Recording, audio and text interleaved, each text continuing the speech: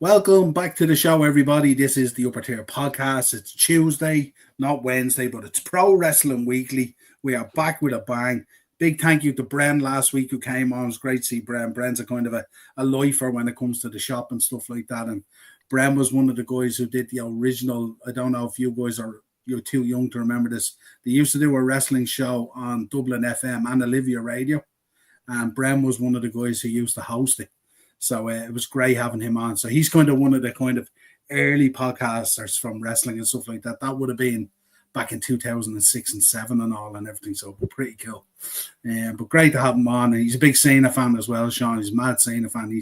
He's been in with me since a kid as well, picking up Cena gear and all. So yeah, it was cool to have him on and stuff like that. But listen, we have a great show tonight, Sean. Great to have you on again as well. Absolutely brilliant. So we have a stellar show tonight. We're going to take a recap of Raw. We're going to talk the lead in kind of from SmackDown as well. We'll chat about the Favour. We're going to have a look at the card for the Mania lineup at the moment. We're going to talk about some of those electric Cena quotes and Cody quotes from that promo last night, as they say. Have a little bit to talk about on SmackDown. Apparently, backstage staff not too happy with how it's structured. We'll touch on that. We're going to touch on Dark Side of the Ring. Obviously, first episode last week. The Hell in a Cell one. We'll get your thoughts on that, boys, if you've seen it. If you haven't, I've seen it. I can give my thoughts. And Ludwig Borger this week as well, which will be insane as well. We're going to be talking about the Hall of Fame. They're inducting a match. I want people's thoughts on that. How do they feel about inducting a match? Kind of a UFC way to go about things, but not bad. But is this worthy of being the first match to go into the WWE Hall of Fame? Or should they have picked a different match, or what are your boys' preferences? So have a think about that during the show. Don't gonna answer me now. We will talk about it. CM Punk seems to have a problem with the Beatles as well. So we'll talk about that briefly as well and get thoughts on that. And of course, we will touch on as well Stephanie's Places, new show out there on ESPN. Also, I think on Disney Plus and Hulu. But really, really good. CM Punk up first was a great episode. And it's Cody Rhodes this week. So pretty good. Let's get into the chat first of all. Ian saying, what's a crack, lads? How's the Shawnee Bros? There you go. Back in the Shawnee Bros. They look like a tag team tonight, Ian, don't they? They look like a tag team and all. Total mistake. There you I'd go. I had no idea this was going to happen. Yeah, but I like it though. Very good. Very good. Right. Let's get into only one place to start. We'll talk about Raw, but we lead in first of all with SmackDown first of all, and we'll talk about that, the triple threat, and the emotion on CM Punk. Sean Mack, talk to me. CM Punk nearly in tears, getting his main event, but then dropping the pipe bomb as only he does. But that ain't the Favour. I think the fact that Heyman gave him the main event of Mania is something he's always wanted. And the fact that he looked so disappointed when Punk told him that wasn't the Favour he was promised, that makes me think that Paul Heyman is quite reluctant to fill his end of the deal. Now, what the Favour is, I'm still a little unsure. I'm not sure how anyone else feels, but yeah, I will say though about Punk main event in Mania, brilliant that it's finally happened.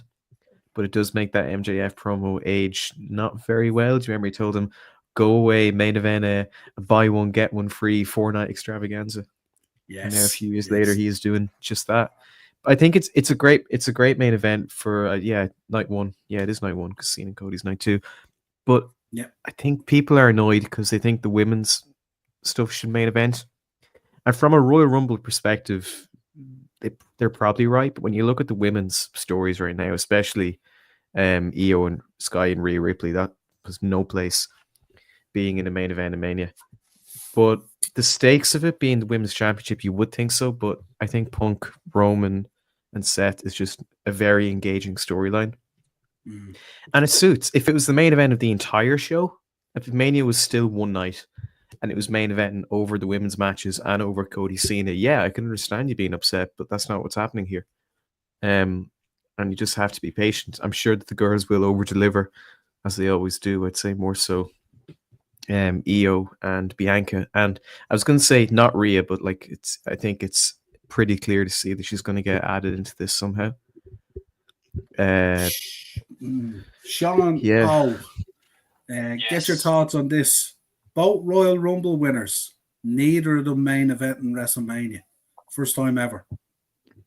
I think they're really hitting it on the head here with main event Jey Uso, but I think now it's not so main event Jey Uso. Maybe mid card WrestleMania Jey Uso. Co-main event. Uh, yeah, co-main event. Yeah, let's go with that. Um, yeah, it's unusual. I kind of would expect maybe Gunther and Jey Uso's match to be at least one of the main events on either night, but seeing as they're not going that route this year, it's strange. So look, it'll be a good match either way, and that's saying the exact same for Tiffany and Charlotte. And I'm quite a Charlotte fan myself. Sean, not so much. But yeah, it's strange, but we'll see how it pans out. Yeah, I think the one thing I would say is I often say it most years as well when this conversation comes up about the main events and stuff like that. I kind of feel every match that makes it on the main event card on the WrestleMania card is a main event match because that is the pinnacle of the year, really. And if you're on that card, well then it's kind of a main event in your circle of where you are, depending on your position on the roster and stuff. So I like to feel that every night at WrestleMania, we get 4, 5, 6 main events, really, but obviously there's the key ones and stuff like that. But yeah, strange move, certainly, and stuff like that. And I'd say there's the level of politicking at the moment backstage must be gigantic at the moment. Let's get into Raw. And obviously we start off, we had the Cody Rhodes and John Cena come face to face. And these boys certainly dropped a number of quotes. Sportskeeda was all over this. Big thank you to Sportskeeda as well for the graphics and all that kind of stuff and all. But it was like the Vince one was the big one, wasn't it? Was it one guy in an office who chose you who is not here anymore and we don't talk about him? And then we had the other one as well, like that one there. What was the one? I make empires for billionaires, and all you've ever done is steal money from their kids. This went deep, didn't it? Sean Mack, kick us off on it. You know it's a good promo when it gets its own slide. Firstly, oh my god, the quotes on it were insane. My god, it was just. I will say I was getting a little tiresome of just talking. And as far as I know, this Raw is the last Raw that John Cena is advertised for until WrestleMania. So this is realistically the last chance they had to build this. So Cena's about to come out. He's going to do his usual, I hate you, and you did this to me. But before he can speak, Cody comes out. I really like that. But I did get nervous at the start because Cody was like, oh, you're going to cook me. Is it because of my lisp? I have an arm tattoo in my neck, because it kind of reminded me of like John Cena in the early 2010s, like unfunny comedy that's kind of taking the piss out of himself, but it's not funny in that way. It's just like annoying. But then John Cena just pulled the rug out from under him, and like people say a lot of shit about John Cena, and I'm not just saying this because I'm accidentally wearing the hoodie and Sean is accidentally wearing the shirt. He's one of the best talkers in the game. He had the entire crowd booing him. And just for a minute, he turned the entire crowd against Cody Rhodes. And I know people have been a little bit tired of Cody recently. Like he's had a bit of criticism for stuff. But he's never got booed. This is the first time I feel where cracks start to show. So for Cena to get it to that point, and then for Cody to pull it back in his favor, I think shows that like there's a reason these two are main eventing. The biggest wrestling show of the year. It kind of felt like, at the end of 8 Mile when your man's battle rapping, and then he throws out all the shit that's going on in his life and what's happened. So your man had nowhere to go. He'd nothing to say. It kind of felt like that Cody going, yeah, I'm Stardust, all this stuff. They never said to me that you can't wrestle. I was waiting for him to pick out someone in the crowd with a brown bag. That guy looks dashing. I thought he was going to go the full pelt on this, you know what I mean? Just but like the kid from Brussels.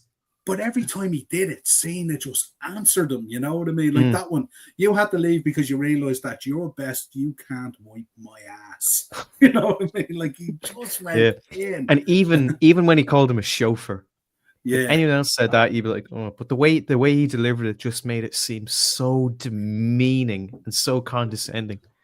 Yeah. Like it was probably the worst thing he could have said out of everything he did say. And that other one, Sean O, as well. They have been saying for years that John Cena buries talent. I don't bury talent. I'm talent. I bury mediocrity. Like it was just going in. You know what I mean? It was just, dug deep. There was open wounds, and he was pouring salt on it. It was bad.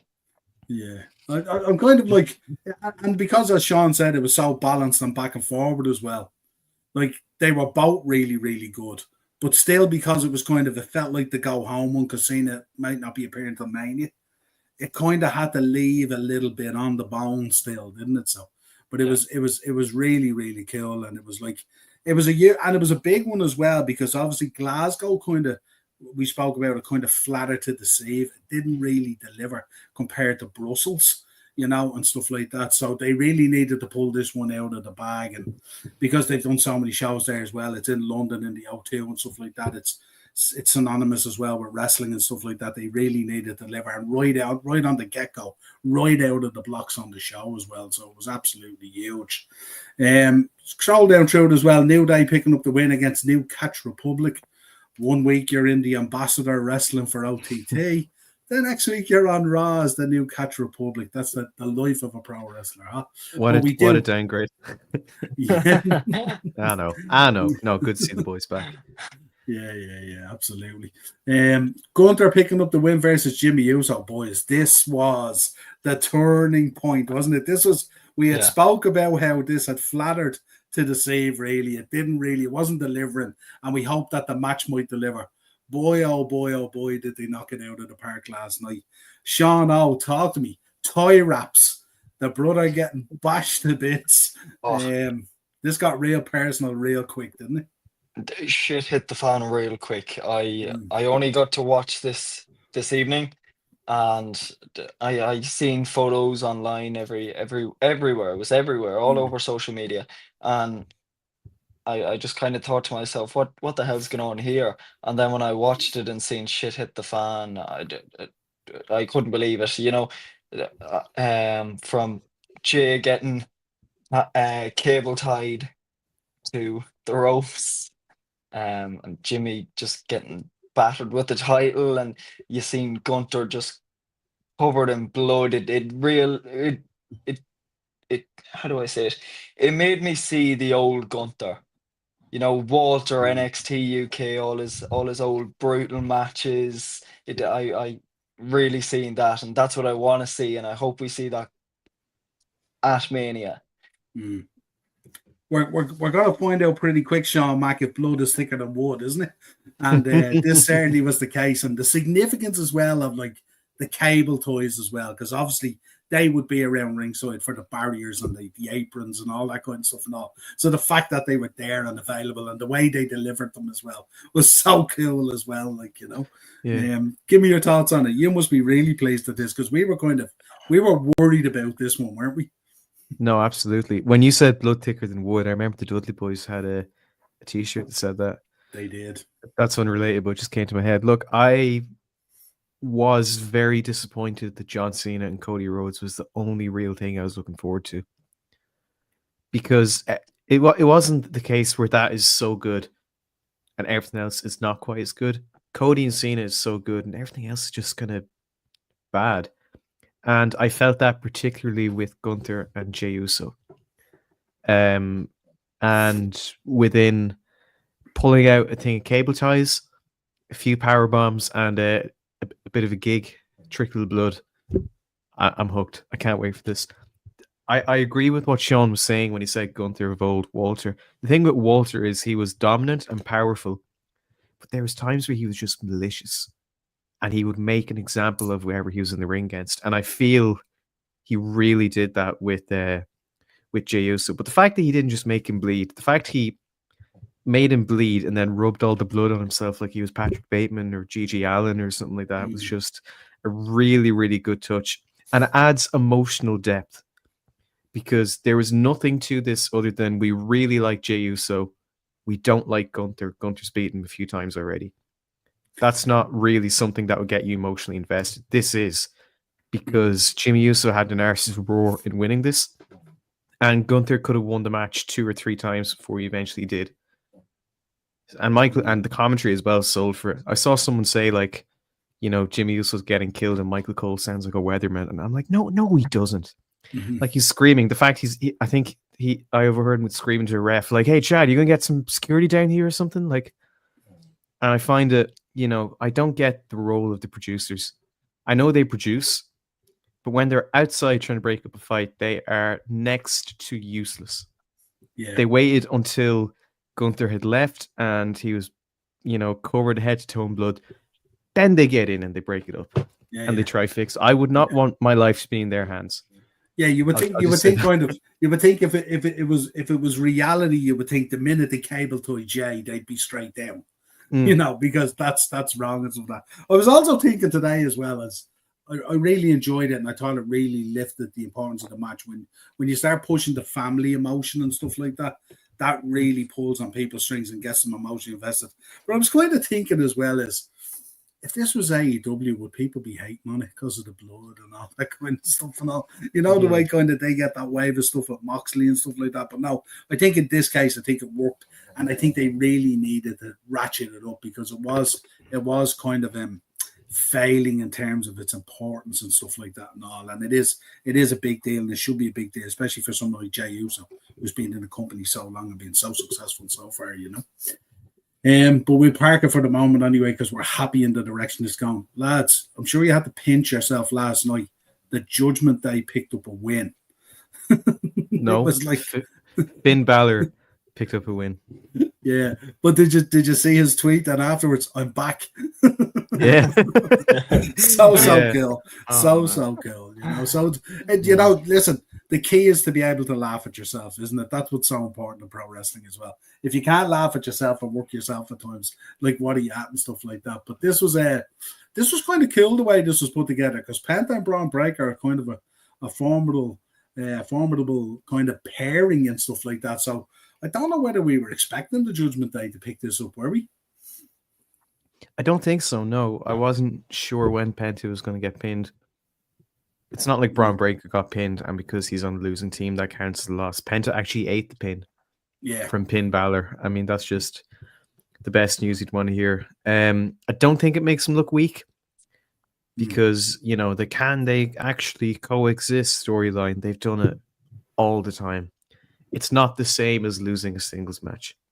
It's like if John Cena and Cody Rhodes team up and Cody Rhodes eats the pin in a tag match, it's not the same as him eating the pin against Cena in the main event because the stakes aren't there. Yeah, it kind of gives us hope, though, does it? Does it give us hope for Finn if they do this ladder match, maybe for the IC belt or something like that? No, well, I don't know. It's not so much because Finn won. It's because I think he said he was going to go try get an Intercontinental title match, and then Liv was trying to tell Dominic like he left you behind. Yeah. And then Dominic's like, no, he just meant, and she's like, no, like he left you behind. Like you did just as much hard work as he did to get that win, and he's taking all the credit. So I think that might manipulate Dominic into kicking Finn out, which would then get Finn Balor away, and hopefully the Prince with the leather jacket, the old gear, old theme, and everything. Finn Balor, one of the best this country's produced in WWE, and I think that would be really cool. But no, we gotta enjoy these moments when they come. I can't even remember last time. I couldn't even tell you the last time Finn Balor won a match that wasn't a Judgment Day tag match. So great for him. And I think it also gives him a little boost in morale, gives us a boost in morale. But more importantly, I think it further aids Penta and Braun Breaker. Because Penta was not a happy man at the end of that, very adamant and blaming Braun Breaker. And I think that match at Mania, I assume that's where they're going, Penta and Braun. The title at Mania is going to be really good. Yeah, I went back and I looked at last week's promo as well with the Judgment Day. When Balor was going, Dom, you're my guy, all this kind of thing and all. And then Dom goes, I'm thinking of bringing Penta in. He goes, we went through all this just for Penta? All this kind of thing. Yeah. You forget about it kind of thing, It was really, really cool as well. Great to see Sean O, AJ Styles back, Logan Paul. Give me your thoughts on this. This is going to be good, isn't it? I'm actually I have to say I'm quite excited for this. I gotta give it to Logan Paul. He actually has been quite impressive. Um, for someone who was once the most hated person on the internet to Once. transitioning to Still is. still Yeah, it still still is. is. He's more hated now. Sorry, my bad. It's So justified now because he's a wrestler, so we're allowed to yeah, dislike him. Yeah. would you see yourself? A lot of celebrities have made the transition, and some have had a match or two and couldn't really stick it. They've done well but couldn't stick it.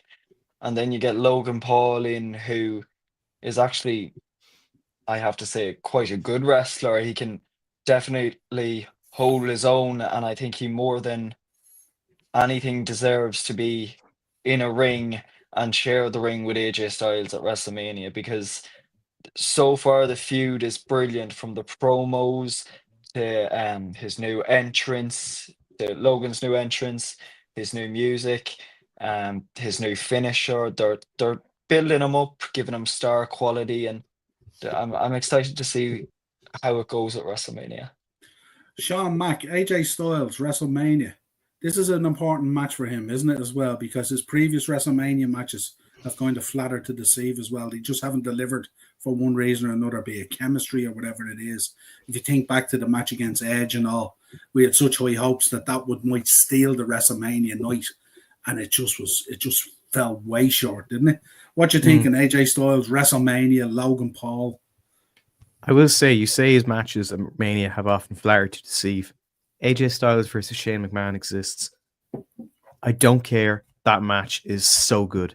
Watch it back. But I do understand where you come from. With Edge, I think people expected it to totally blow our socks off, but it just kind of warmed our And feet. rightly so. And rightly Yeah. so. Yeah. I do think if anyone remembers it, the match they had at WrestleMania Backlash, where Damian Priest interfered and they joined Judge. Oh no, Damian Priest interfered here. I mean, I can't remember what happened at Backlash, but they had a really, really good match, which Edge won. That was far better. I've seen a lot of people call this a downgrade, and the same people who complained about this are the same people who initially complained about Bad Bunny, the same people who initially complained about Johnny Knoxville, the same people that initially complained about Pat McAfee, and all those matches were great, particularly the Johnny Knoxville match. I'm actually wearing a Johnny Knoxville shirt under this, but it's a bit tight, so I can't pull it up. And the fact, Sean, AJ's only back. He's only Yeah. come back. Like, Yeah, so, they can't just throw him. Like, yeah. a lot of stuff has happened since he's gone. They can't just throw him into the main event and expect him to land. You know, Cody and Cena didn't happen in a day. So, you know, you can't just throw him in. But I do hope that they do push him, because he showed against Cody at Backlash in France. That was May, wasn't it? Yeah, not even a year ago, that he can still absolutely go. And that was probably one of the best matches of the year in front of an amazing crowd.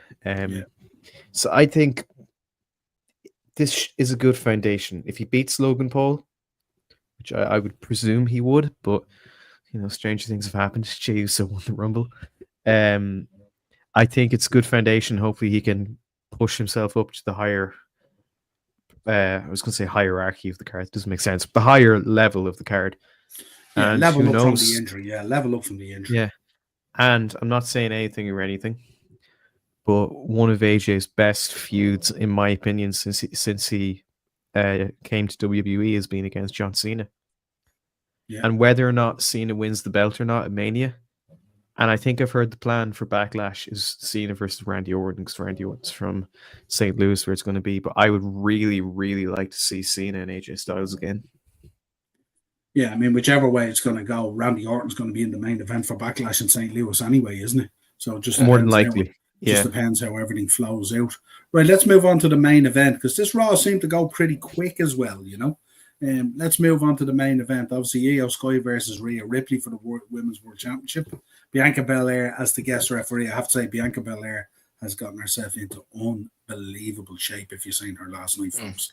And I tell you, she rocked that referee gear in a real nice way. She looked the business, I have to say. What did we make of it overall? The match with Rhea and Io, two really, really good wrestlers, of course, but it just seemed a bit clunky, disjointed, messy kind of to get to where they wanted to get to. It's like as if they were trying to get to where they needed to get to, but hadn't figured out the pathway to get there. And they were kind of clunking along, and everything was a bit kind of off. It just felt a little bit off. Sean, I'll give us your thoughts first on it. Oh, well, as you said, the match did feel messy and clunky, and I don't know how I'm feeling about the whole match and the whole Rhea, Io, Bianca situation. I think it would have been nice to keep Rhea as the champion and just have her versus Bianca, and then maybe have Io interjected into the storyline after WrestleMania. I think that would have made a bit more sense. I think just kind of taking the title off Rhea and injecting Io into the storyline has just kind of made it that little bit more messy. And in my opinion, it kind of showed on Raw last night. I thought that there was quite a bit going on in the match. I liked the finish to the match. I liked seeing Bianca taking the riptide from the top rope. I always like seeing that move. I think it looks quite painful. Yeah, overall, I just thought it was a decent match, but messy at the same time. Yeah, Sean Mack. I agree with a lot of what Sean said, and I like the phrase that you've used, Niall, flatter to deceive.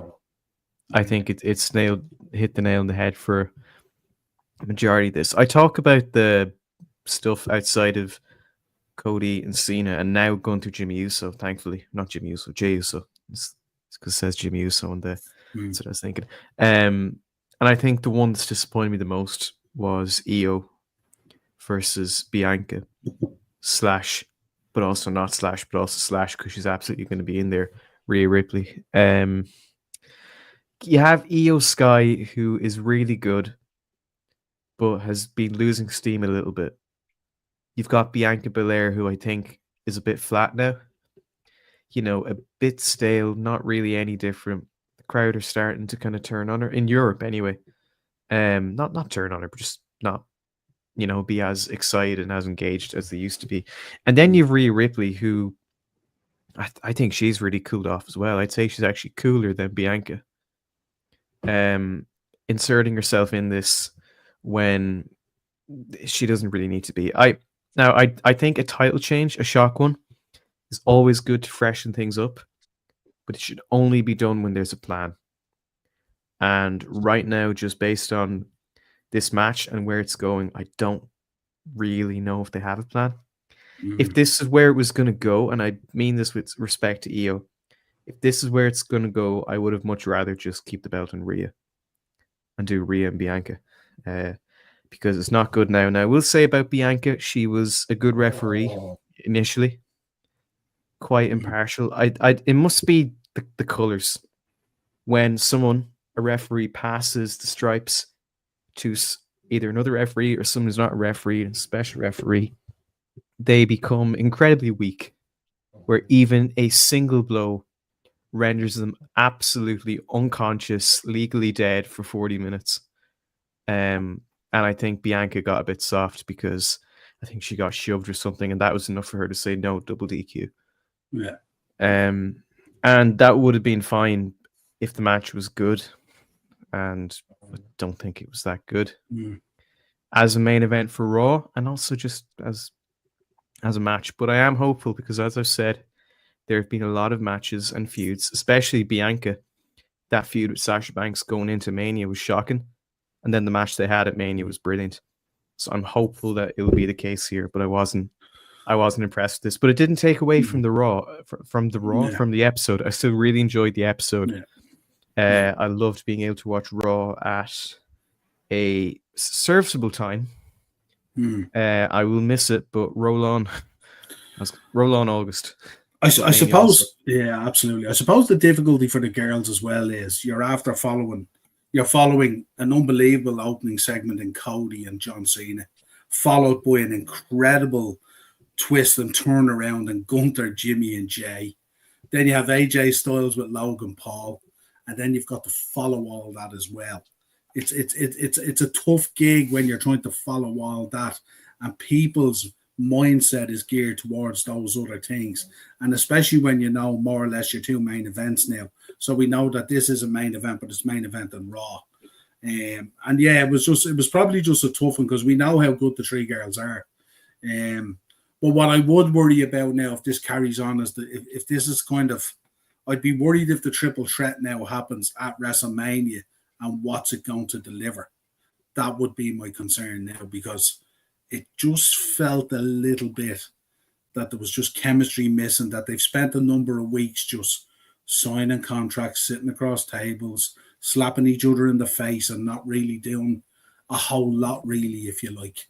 And then when it came to delivering a match and even telling a short story into a finish to lay down some sort of foundation, it kind of just got a little bit lost in translation, really, I think.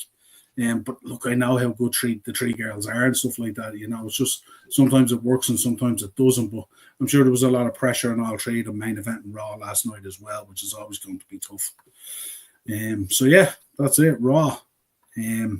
So at the moment, then, if you look at your WrestleMania at the moment, this is what we're looking at the moment. We're still waiting on that ladder match. We're praying. I'm keeping it in there, and hopefully it happens. You know, but that's what we're looking at the moment. Most of it now at this stage, I'm quite excited for. Obviously, Tiffany and Charlotte is kind of like, it's hard to get emotionally drawn into it and stuff like that because we kind of more or less know where it's going to go by the looks of things. But everything else now that Gunther and Jay have kind of leveled up, I'm really looking forward to Randy and Kevin and everything else in there as well. The triple threat, I meant to ask you as well when we were speaking about it from the SmackDown segment. The Favour, we assume, it has to be something leading into night 2, doesn't it? These three guys are not just going to wrestle on night 1. Let's say CM Punk wins for argument's sake, and then the three boys just go off home. That's their WrestleMania done. Thanks, guys. Done and dusted. I don't think it works that way, does it? There has to be some sort of involvement in night 2, yeah? Maybe for Roman, I'd say that'd be enough for him. Part-timer. Yeah, possibly, yeah. We'll catch him again at Crown Jewel. Yeah, I mean, that'd be pushing it, I think. I don't know, but I think if his goal was a WrestleMania main event, and the fact that he's gotten that and that's not enough makes me think it's something pretty crucial. Well, you see, when I think of Punk, when he talks about that WrestleMania main event, I think he's talking about a title match. I don't think he was talking about just a triple threat main event that Heyman elevated into the main event ahead of the title matches, if you like. I think Punk's seen himself as main event of WrestleMania for a belt. I think that's the level he was talking about when he talked about main event in WrestleMania. Because if you remember going back to when this all started with the Rock and Cena and all that kind of stuff, there was always much more involved. So I don't like this idea, but could it be he gets added to Cody and Cena? That's where I think it goes. Mm. And it will feel weird as well, because what it means is all the work that Cena and Cody have done kind Pissed away. No, not necessarily pissed away, but gets a little bit unraveled because it's still being cool. And they still have to sell us the match as if that's the match. But I don't see a world where these three boys wrestle in a triple threat in the main event of night 1 and it doesn't become something in night 2. Yeah. It just doesn't make any sense. And even if it's a number 1 contenders, it still feel a little bit flat, wouldn't it? Yeah. But then again, stranger things have happened in WWE, more so Vince now. But WWE have had a history of fixing things that are not broken. John Cena and Cody Rhodes match is not broken. Adding anyone else in there, even if it's Punk, breaks it. Or not breaks it, fixes it. But overfix it. It's like cooking. You can always add, but you can never take away. I 100% don't disagree at all. I think the build up to this has been what it should be. But I just don't think, if you look at those three guys, Rollins, Reigns, and Punk, are they wrestling a standalone main event on night 1? I don't know. Sean, what do you think? I mean, I kind of agree with you, Niall. I see it leading towards some sort of title match. I don't think it stops there. Um, I don't know. Me personally, I don't know if I can see Cena and Rhodes becoming a triple threat just because now that it's really stepped up its game, they want to make it maybe they want to make it something special of its own. Mm, So maybe it's a case of, maybe either Cody retaining or Cena winning, and maybe Punk comes out after and says, you know, reveals that it was a title match he wanted and that he wants his title match now, and mm, that could lead to another match, or maybe considering that's the main event already, maybe it could be another mm, pay-per-view, or maybe the following week on Raw or mm, SmackDown, or maybe mm. even him just coming out before the match and saying, whoever wins, I'll be facing you at whatever time, Yeah. Keith, you'll get those matches. There'll be an IC match and a US match. They'll all happen. They'll all pad it out. And you will get your 5 or 6 matches a night. That will happen. Don't worry about that. Yeah, I just felt listening on SmackDown the way it was portrayed and all. It was kind of like, okay, you've elevated this into main event status at WrestleMania. But the way he said that's not the favor made me feel like the favor is even bigger. Because if it was smaller, and the emotion of him getting the main event and stuff like that, it wouldn't have necessarily had to have even been mentioned if the favor was smaller, which leads me to believe that the favor is bigger. And I just think, even from a company point of view, if he was injected into that match in any way, shape, or form, it would be the absolute cuntiest move the company's ever Yeah. done. What? You know what I mean? And is that the level of the favor that we're talking here? Are we talking something of that magnitude? I I don't think know. so. Yeah, Mm. because Yeah. Punk's biggest regret, he always said when he left, I never got to main event of WrestleMania. Mm. So he's getting what he's wanted, that void in his heart, and it's not enough. Yeah. So it has big implications. Go Yeah, big or go And home.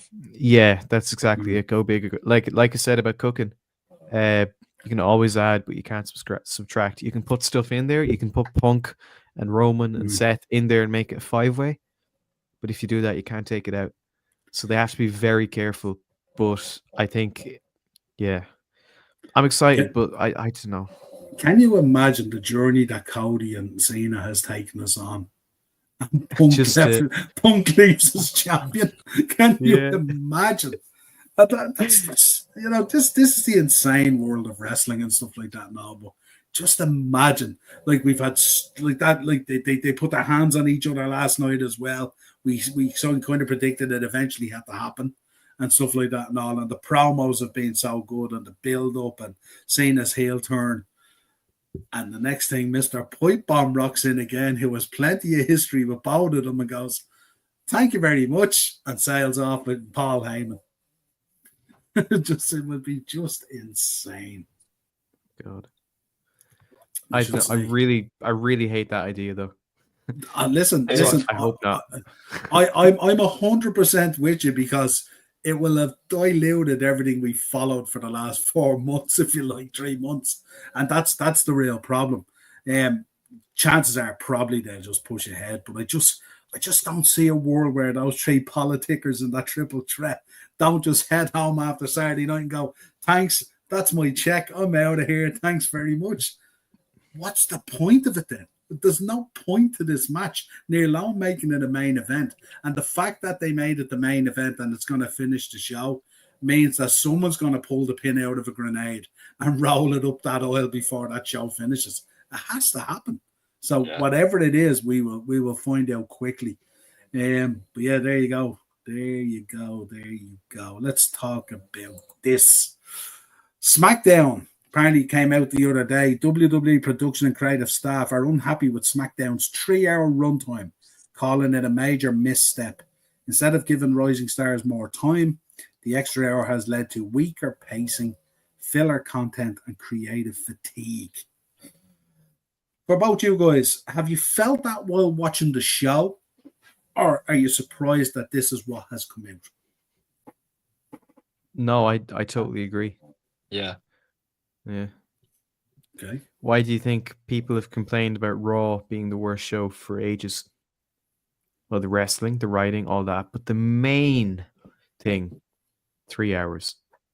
And SmackDown for the last while has been WWE's weakest weekly show. Mm. So they decided to add a third hour onto it. Raw's not even 3 hours anymore. It's 2.5. And without the ads, it's 2.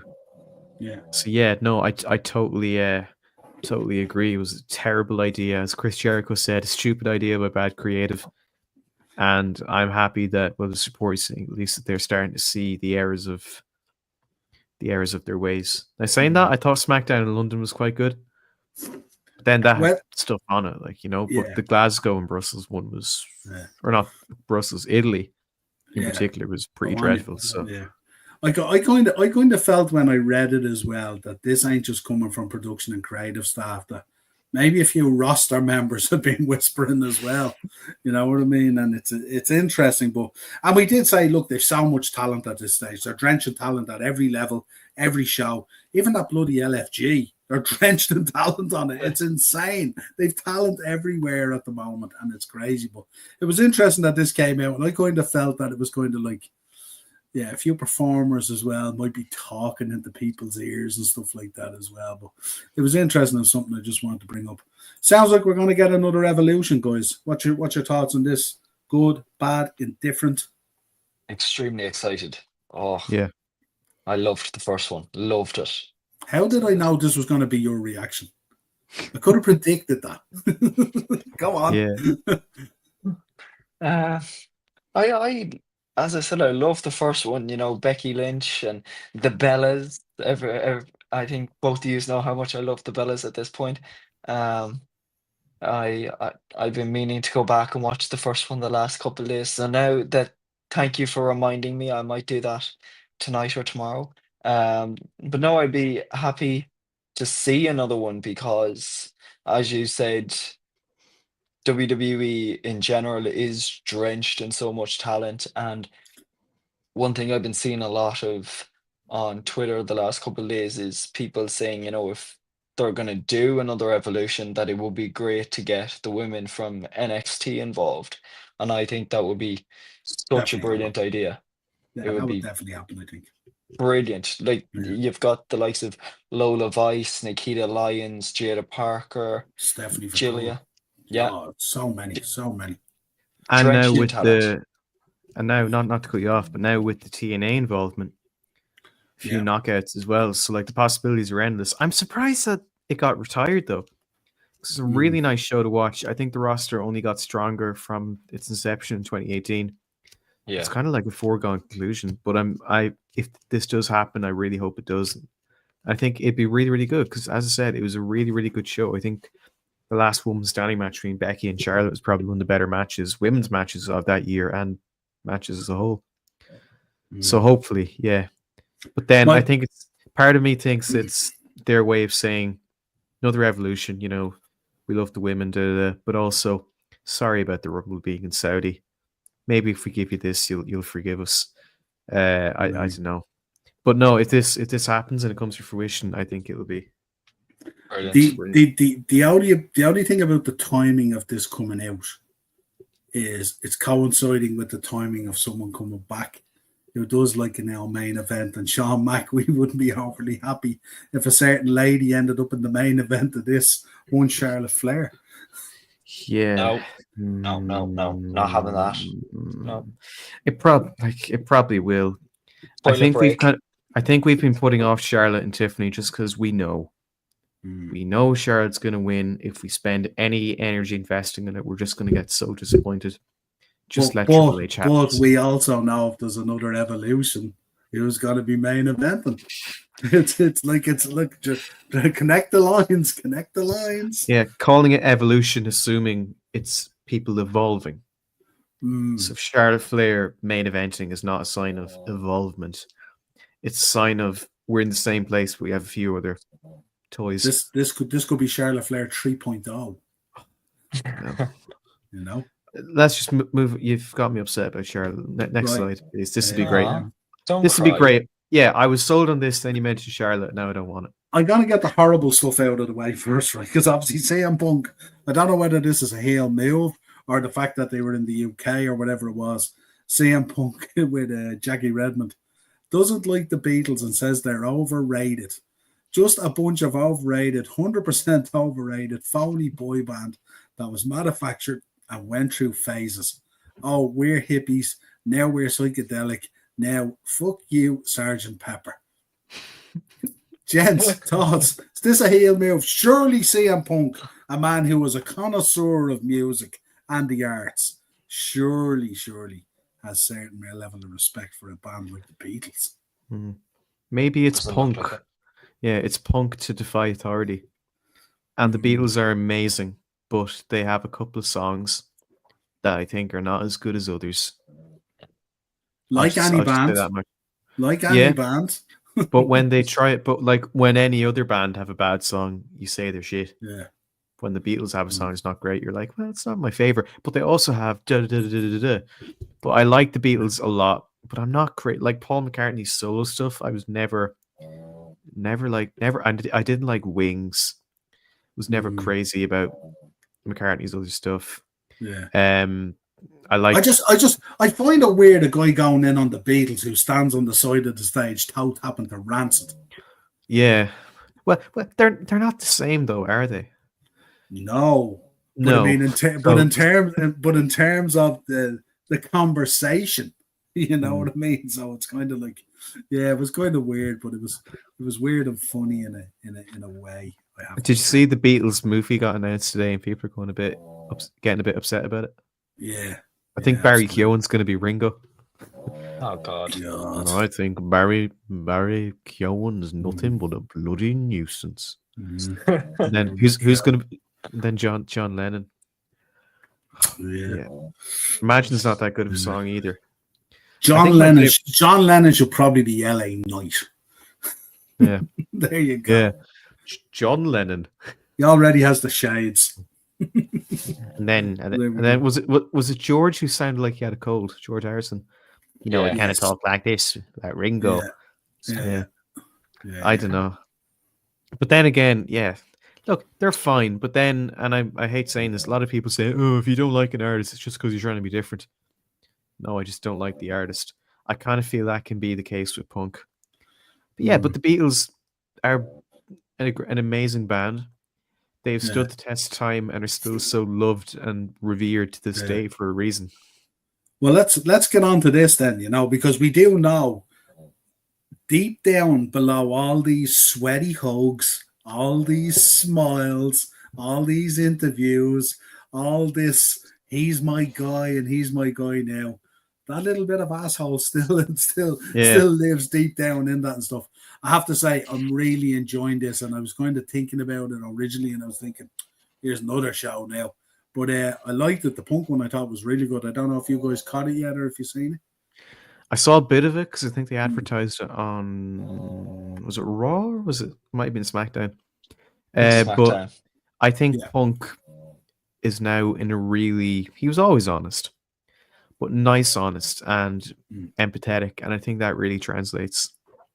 I think it's because he's older and wiser, but also like what happened with AEW, to have like-minded people that aren't mental, that are your co-workers, to sit down with one is really really good thing to do. I did like with this one, if you get to watch it, it did kind of start out well, we kind of didn't like each other. You know what I mean? And it goes into the Triple H stuff, and it goes into stuff, so it's good. And also Stephanie goes and talks to Triple H about Punk and stuff like that as well and all. So it's pretty good. Like I'm looking forward to the Cody one now. The Cody one should be good. And I think there's a listing out there of I think she's doing 10 in total.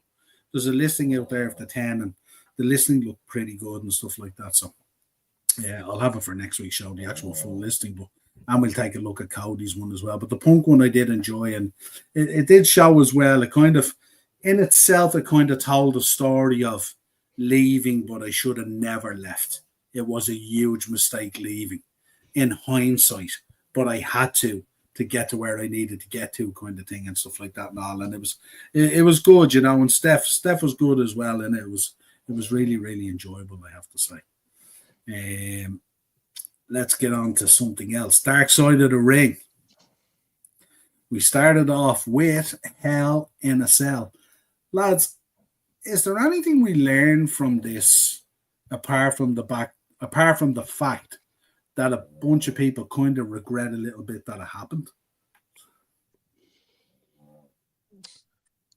I don't think there's anything really new about it, but I do kind of resent them regretting it because it was an iconic moment that boosted Mick Foley to the cult hero teddy bear that we know and love him as today. And it's replayed for many reasons, that being it was good. One thing I kind of forgot about, I think a lot of people just see him falling off the cell and they forget everything else that happened to him in that match. He lost a section of his ear. He lost a couple of teeth. He had his lip cut open. The hole was so big he could stick his tongue through the hole in his lip. It just, I mean, I always knew about Mick Foley, but it just made me solidify my love for him, for how tough he is and the things he would do to himself for our entertainment. I don't think we were ever grateful enough. And I don't want to move ahead, but if you think that episode's going to be crazy, the Ludwig Borgo one is going to be. I've seen the clip. The clip is insane. It sounds like it sounds like his life is like a comedy movie.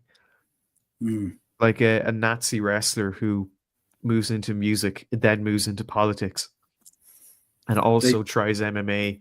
Like I don't know. It's going to be insane. There's some really good ones on there that are going to be very, very interesting. Billy Jack Haynes will be very interesting. Daphne will probably be a tough one. I have to say, definitely. 100%. And obviously Billy Graham will be an interesting one as well, and Vader, of course, you know. So they've a decent lineup here and what's here for kind of half of season 1 and 2 and stuff like that of season 6. So they've picked out some interesting characters, to say the least. So we'll keep an eye on it week by week. Ludwig Borg is tonight, so I'll have a look at that tomorrow and we'll review it next week, of course. Now, wanted to get onto this with you boys. What is your thoughts of them inducting matches into the Hall of Fame? First of all, Shauno? It's very UFC style, you know. I think it's a good idea. You know, obviously, we see the match they have already, and Steve Austin and Bret Hart, and that is probably one of my favorite matches in WWE, WWF history. All, you know, yeah, I think it's a good idea. I'm excited to see what matches, if we might get one or two more, or what we'll get next year. I'm excited to see what matches we will get. Sean Mack, the only thing I think about this is, like, if you start inducting a match a year, you're gonna, like, it'll be a long time before some matches that are definitely credible inductions to ever hit the screen, really, in terms of the Hall of Fame. Because, everyone, we could sit here at the moment and list off massive amounts and stuff like that and all. How do we feel about this, Sean Mack? Is this the match you would have put in? Do you have a different selection? Same for you, Sean. Is this the match you would put in as the first match being inducted into the Hall of Fame? Maybe not the first, but I will say I really like this idea. I really loved when the UFC would like not have fighters in there, but also have fights that they had. So someone like Chael Sonnen never won a world title, but had that fight with, I think, was it Anderson Silva that got inducted into the UFC Hall of Fame? Yeah. One of them, but that was a great fight. But Chael Sonnen never won a belt, but he's in there because that fight was that good. Now, Chael would tell you he's never lost a round, and the footage is there. I think like he was winning the fight pretty much until the end, and then within 2 seconds left of the round, he tapped out to a choke. And they showed that in the big screen. And the thing is, like, when they were showing it, they'd have the package in one corner and the reaction of Chael Sonnen in the arena, and he'd be looking up, and he was like yeah, and then shut up. I think that Austin and Hitman Hart really, I would argue, it put over Steve Austin more than the Austin 316 promo did. So I think it absolutely should be in there. And also because you would see that match and think that WrestleMania was great, and it wasn't. WWE back in the day, and particularly during the Attitude Era, didn't quite figure out Mania yet. But it's unbelievable match. Part of me thought, and I was thinking of it, but then I saw who's headlined the class, and I don't want it. But the match that gets inducted should have influence by someone in the Hall of Fame. Now, considering Triple H is A, the COO of the company, and B, the headliner, he would just put in one of his own matches. But I think there should be maybe a vote. So they like the Oscars, like a short, the way Oscar movies get shortlisted. I think this is the way that they do it. I think there's an internal vote. I think they do not a fan one. They do an internal vote, I think, as far as I know. Like the way they have a bit of internal stuff when they're deciding on inductees and all that kind of stuff and all. I think there's a little bit of that. There's a decision that's made over this. They're not just like plucking it out of the sky.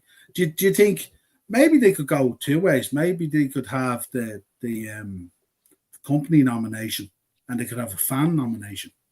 Yeah, because doing one kind of feels a little bit short.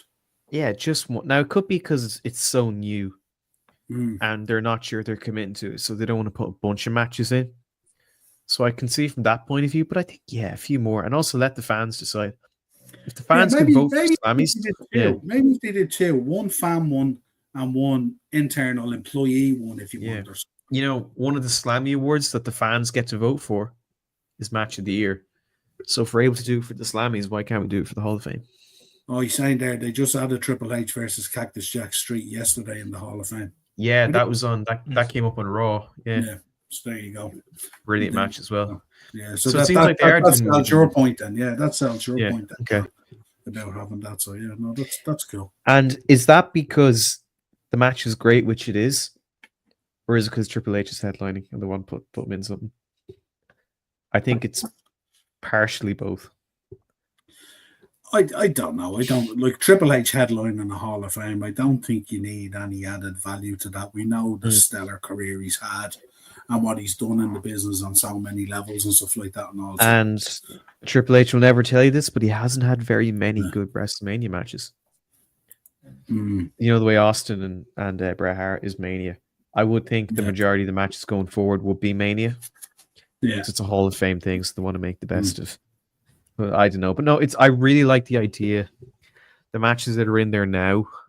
Is there one more? Because I know there's Steve Austin, Bret, and Cactus Jack.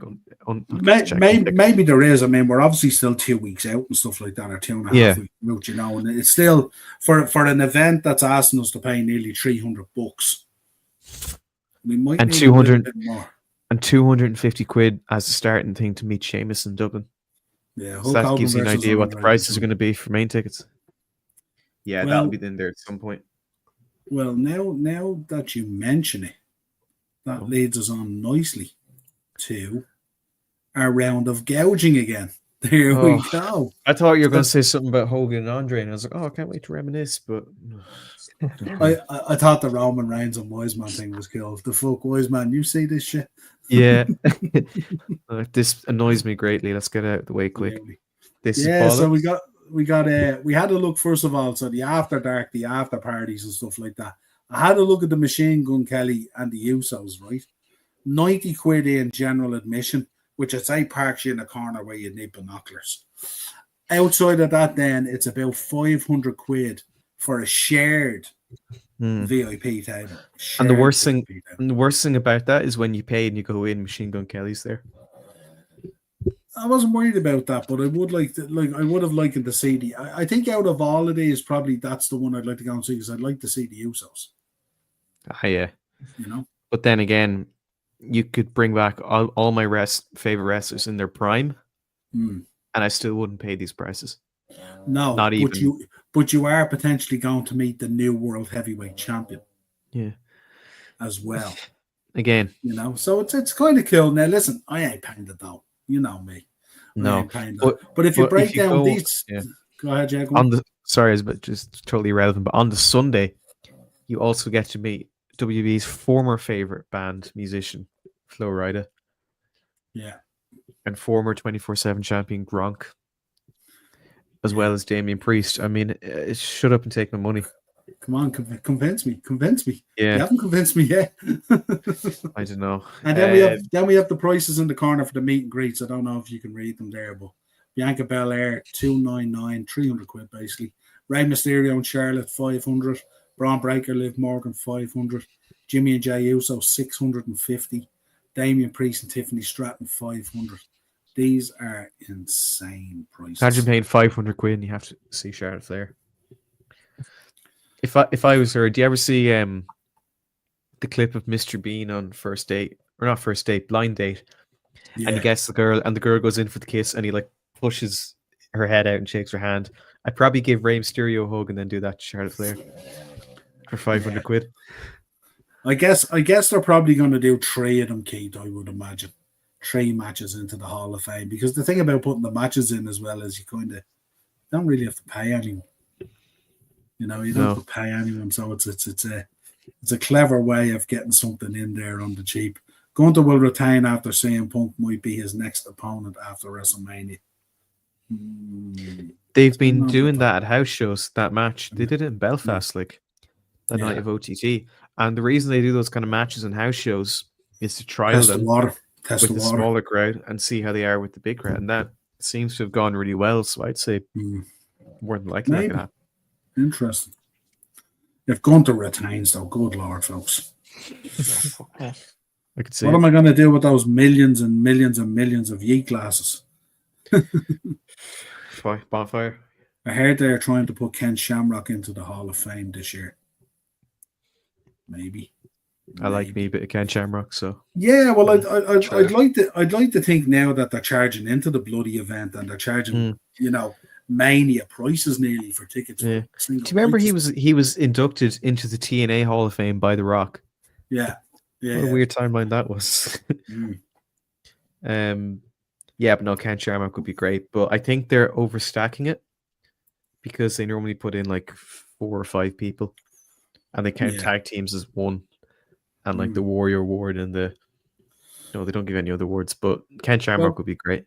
We haven't got a deceased one yet. I know we have the natural disasters with earthquake and stuff like that, but I would assume he's not going to count as they normally have like a single deceased, don't they? I would thought them going in as a tag team. Are they covering both bases? Probably not. I wouldn't have thought anyway. TNA are doing pay-per-view on Thursday night. They certainly are, my friend. Unbreakable, and I shall be there. I shall be there. Hopefully you'll have a good time, maybe. I don't know. We'll see. Yeah, a great weekend resting if you can survive. I think that's on Thursday, and then over the weekend, GCW are doing their collective, and they're doing a few shows. But most importantly, for myself and Sean, Josh Barnett's Bloodsport. That's always my favorite show of the weekend. That's not WWE, so can't wait to do that. And then I seen the Hardys are doing a double show at WrestleCon after SmackDown. Matt's doing some sort of a show, and then Jeff's doing a concert. Good lordy. Let's see. I was looking back on my Spotify, and this is very embarrassing, but the first song I added on my playlist, my main one, was Obsolete by Jeff Hardy. So I was a big TNA fan back in the day. I was a big TNA fan as well, but not to that point. No, I was young. I was young and impressionable. When we were at WrestleMania in Dallas, JR headed off. Jeff Hardy was doing a concert after. What was that? What was that wrestling promotion where they had all the rules? What was it called? Oh my god! Control your narrative. Yeah. we were sitting in a sports bar just across from the stadium it was the Thursday night, I think it was, and a guy came in and gave us a load of free passes for Control Your Narrative.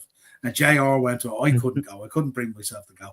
And after it, then I think there was a Jeff Hardy concert, and he showed us videos of the Jeff Hardy concert, and this lad was just bombed off his cheeks, spluttering into a mic, nearly falling off a stool, and I was there going, I don't want to remember Jeff Hardy this way, so that's why I won't go home and watch it. And the funny thing is, it would solo Control Your Narrative. Do you remember their rules? I was watching back old videos. There was like, number 1, you are in control. Number 2, you are in control. Number If 3, I'm the right, fight. if I'm right, I think Braun Strowman was on that show. Yeah, I think Yeah. I think he the was. visionaries, which I use in air quotes, if you will, was EC3, Karrion Kross, Braun Strowman, Yeah. and someone else. Scotty 2 Hotty was on the show. I think so. So Yeah. I think Like, Big Dame was there. it wasn't a bad card. Like, No, the yeah, thing is, they but had a dark match, and it was like a battle royal with the lights off. And there's the thing, and I saw footage of this on Twitter, and I don't think I've ever got more secondhand embarrassment watching anything either. yeah. Part of the VIP experience, again, VIP experience with controlling narrative. They had a place called the shouting room, I think. Yeah. So it was like a broom handle cupboard, and a wrestler you wouldn't like would be in there. And for 5 minutes, you could just shout any abuse you wanted them without them fighting back.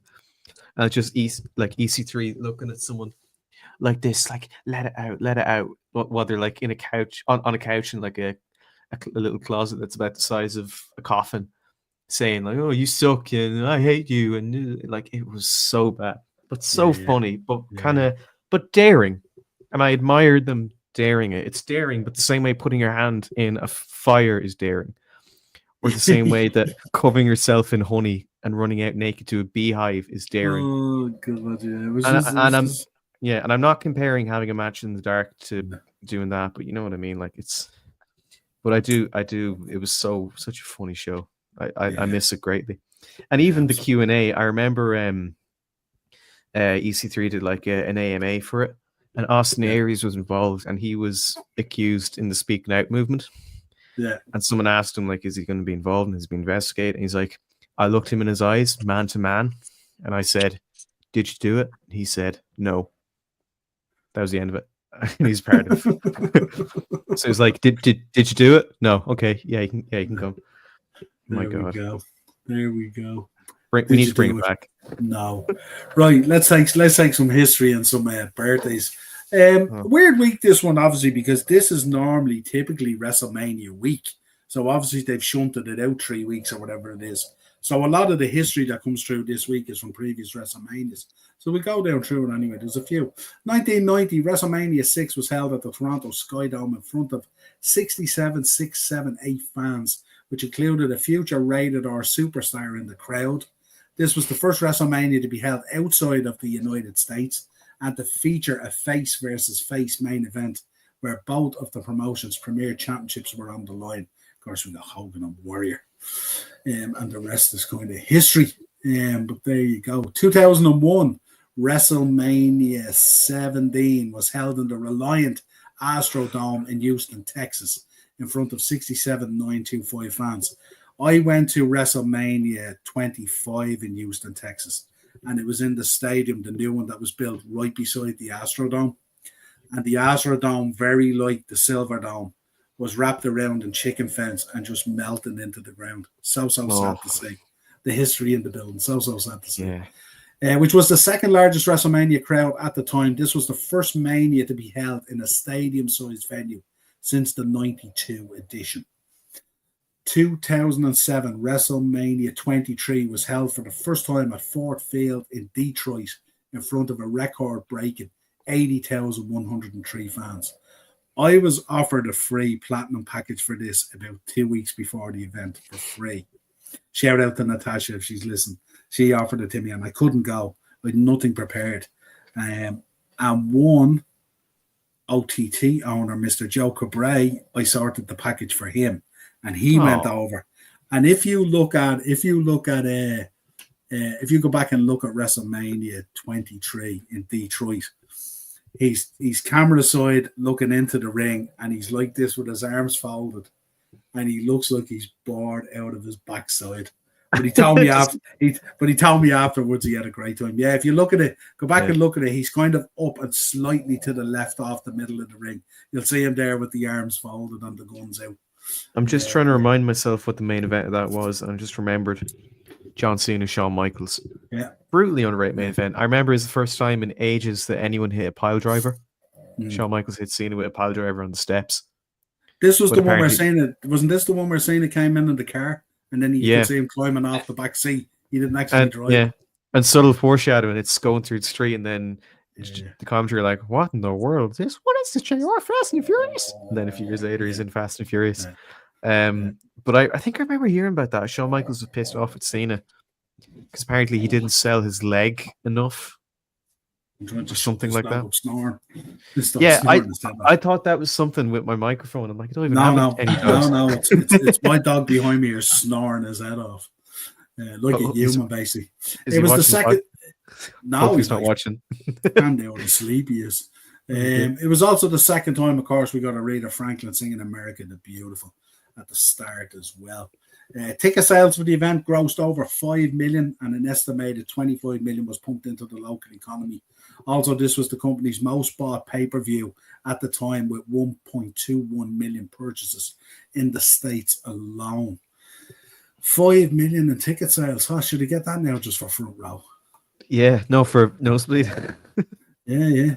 Nosebleed, yeah. 2012, WrestleMania 18 was held in the Sun Life Stadium in 28, I should say. It was held in the Sun Life Stadium. I'm working out the Roman numerals here as I go along. In Miami, in front of 78,363 fans. For the first time in history, a WrestleMania match was announced a year in advance, which helped the event to achieve the highest grossing pay-per-view receipts in pro wrestling history at the time. The Rock defeated John Cena in the main event, billed once in a lifetime match. And I have a sneaky feeling we're going to get something like this again for New Orleans. Don't be surprised. And I know everyone hated the build. It was a very, very good match. Now, very, very good to the point where I want to see a headline, the WrestleMania after that. No, that should have been Punk. But it was still. And you talk about me not being happy about John Cena turning heel. Trust me, I was not a nice person to be around when I woke up on that Monday and found out that what happened. But the thing I didn't like with that was they painted that, 3 and then 2. I don't know. I don't like how they painted that as like the worst year of John Cena's career. And it really it's a really hard year to watch. I mean, how bad was it for John Cena? Beats Brock Lesnar, coming back on his first run, wins Money in the Bank, wins, what was it that? It was 13 or 14 that he won that year. Yeah, I mean, poor John Cena. I mean, I don't know how he just didn't. I've had worse years. I've had worse years for sure. I mean, he really is a hero for our generation. How he didn't just quit there. I mean, what a hard year. Sean sitting back here. Sean always sitting back going, that was a bad year. Yeah, 2012. 1995, WrestleMania 11 was live at the Hartford Civic Center in Hartford, Connecticut. 16,305 fans were in attendance, with a further 340,000 watching on pay-per-view. 340,000. 340,000 pay-per-view, 16,300. My God, there you go. 2006, one that I was at, I remember it well, like it was yesterday. WrestleMania 22 was held at the Allstate Arena in the Rosemont, Illinois, in front of 17,159. I was one of those guys, with another 930,000 watching on pay-per-view. And of course, it featured the debut of CM Punk as one of the gangsters during John Cena's entrance, and Colt Cabana. And he wasn't driving that car either. No, he wasn't driving that one either. There's a whole section of his book that he made. You know, the big book that DK made about John Cena? Yeah. About his life, the C Nation propaganda. There's a whole chapter about the sports cars that he owns. Yeah. And he couldn't even drive one the 2 times he was in one for Mania. Also, we got the debut of the King of Kings, which was amazing. Amazing. Just a shame he didn't win. and we got Foley Edge, which was amazing. And we also got McMahon versus Shawn Michaels, which was unbelievable. And of course, Ray winning the belt on the back of Eddie, really, as they say. Right, some notable birthdays. Randy Orton, of course, the legend killer. His birthday today, 1980. Happy birthday to Randy Orton, a man who I wouldn't have overly been a fan of, but I could understand his craziness. 1982, one Jack Evans If you remember him, he was the Elastic Yeah. Kid, basically in Ring of Honor. The guy who made jumping on. He was Darby Allin before his time, basically. Oh yeah, some of the dives he took was, I think he did like a inverted 630 off a cage onto the floor, and he missed the guy. So he just did like it. Yes. Yeah. Yeah, that No, concrete came at him real quick. Yeah. Yeah, but heck of a performer, but crazy stuff. Speaking of guys who jumped off balconies and all sorts of stuff, 1981, Jody Fleisch, who was a phenomenal wrestler. I always remember the dive off the balcony when he was working for FWA, was it? I think it was at the time. He's been on the aisle before. Yeah. I think the only show he ever did in Cork, he opened it against one Jordan Devlin. That's right. He also did a couple of shows back in the day for IWW as well, I remember. Lance Storm, 1969. And just for you, Sean. Just for you, Sean. If I could be serious for a moment, that's my favorite Lance Storm line. Roughly. Sean, I rounded it out for you. 1991. 1 Chelsea Green. Chelsea Green. I thought you were talking to me. No, and then I remember John Cena was born in April because The Rock did it in his rap. April something, 1977. The doctor said, "Send that baby back to heaven." And he was right. Yeah. Cena now, Rock was right all along. He was right all along. Yeah. Hair standing up and all that. Yeah. Well, listen, lads, great show as always. Bit of fun. Always good fun to have that stuff in there and stuff in there. Yeah, Mania seems to be shaping up. It looks like it's going to be one heck of a show. We've got 2 weeks to go, roughly. It's going to be real interesting. I will be in Vegas for it, so I'll shoot some videos up on the channel while I'm over there as well. We've all sorts of fun stuff planned. But until next time, folks, subscribe to the channel, hit the bell notification button, and drop a like on the video. Lads, a pleasure having you on as always. Appreciate you taking the time out to come on and wearing your new tag team gear. It looks really, really good, I have to say. The Shawnee Bros. Yeah, this is a total accident. I had no contact with Sean all day apart from if he was coming on, so I didn't know this was happening. But it was perfect. Just like a tag team. They wear matching gear, and then obviously you'd be the Janetti, the gobshite going through the window, and I'd be I know. No, Niall, thank you very much for having myself on. It's always a pleasure. I'm sorry I missed it last week, but I can tell you, I gave Bren my Converse, and he walked a mile in them. There you go. But not far enough to the point he had to give them back, and I had to step back in. But he did great. But thank you very much, Niall and Sean. Did it feel weird last week not doing it? A little bit, yeah. I was actually I was in the toilet like a half hour before he went on, and like the show hadn't started yet, and I got on my phone and I checked. It was the Upper Tier Live. And I was gonna type, "Well, lads, Sean for the future here. Hope the show goes well. See you soon." It felt strange. You saw me out, damn it. Yeah, but no, it's become part of my routine to do the pod now. Yeah, so I know, just like a certain prototype who sold his soul. No, honestly, it was. Yeah, I did miss it last week, but I'm happy to be back. Hopefully, we'll be back next week if all goes well. That Ludwig Borga Dark Side of the Ring is going to hit like crack. A lot to talk about, aren't we? That could be a big part of the show next week, actually. Good Lord. Might have to throw that figure in the bin. You have a figure of him? There's a custom one in the shop. Oh, fucking hell. Really? In the shop, yeah. Sometimes I forget some of the stuff that's in there at times. I was looking today. I was thinking of going to see Honky Tonk at WrestleCon to get something signed. Obviously, I have the guitar in the shop signed. And I was thinking, did he have a Funko Pop? And then I was cleaning one of the cabinets today, and there was one of the original ones. You know, the ones in the blue box with the big heads? Yeah. One of those was there, Honky Tonk Man. I was going, I forgot I even had it. There you go. Well, the thing with Ludwig Borga, if you can separate the art from the Nazi, I think you can enjoy his work. Good luck with that. Good luck with that. What do you mean good luck with that? You're the one with the figure of him. Yeah, but if you could separate that, then he wouldn't be on Dark Side of the Ring. Yeah, and I have to take down my Ludwig Borga wallpaper now. Yeah. And I'll have to change my my hangers in the shop. Have you noticed them? I don't think so. No, I haven't been in the shop in a little while. The rails that stand in the middle of the floor, they're called swastika rails because the shape of the church that they hang on it's done in the pattern of like a swastika. It's crazy, Yeah. isn't it? Yeah. When I read it on the invoice back in the day when I opened the shop, I was buying them and it was on the invoice and I was going, this seems weird.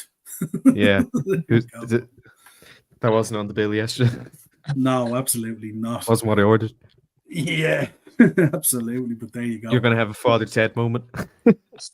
As you do. As you do. Right, better go, lads. Talk to you soon, right? Cheers. See you soon. So, Hear your race now, Niall.